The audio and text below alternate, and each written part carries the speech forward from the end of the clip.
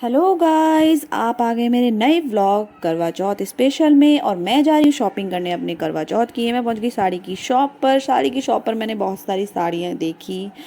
भैया ने बहुत सारी साड़ी मुझे दिखाई, बट मैं टोटली कंफ्यूज थी। और करवा चौथ था 2 दिन बाद और मुझे कुछ समझ नहीं आ रहा था। मैं बहुत ही ज़्यादा परेशान हो चुकी थी क्योंकि मुझे कुछ समझ ही नहीं आ रहा था। फिर मैंने पहनी ये ग्रीन वाली साड़ी। ये मुझे थोड़ी बहुत पसंद आ रही थी, बट इसका कलर अगर कुछ और होता तो पक्का कंफर्म मैं यही वाली लेने वाली थी। शॉपिंग के बाद फिर हम निकले, जूस हमने पिया क्योंकि मुझे बहुत प्यास लगी थी। फिर मैं पहुंच गई घर अपनी बेटी के पास। देन मैंने लगवाई मेहंदी अगले दिन।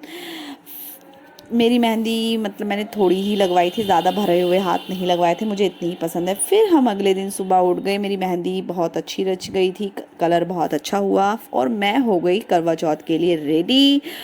फिर मैं पहुंच गई मंदिर। मंदिर में सारी जो लेडीज़ हैं वो इकट्ठा हुई। हम मंदिर में ही कहानी पढ़ने जाते हैं, कहानी सुनने जाते हैं।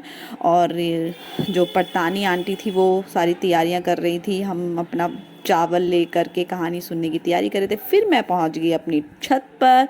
देन मेरे जो हस्बैंड हैं वो अलग अलग पॉज से मुझे फ़ोटोज़ के लिए बोल रहे थे और हमने ली फ़ोटोज़। ये उन्होंने एक स्टाइल किया था चुन्नी को रख करके, और बहुत सारी फ़ोटोज़ वगैरह हमने क्लिक की।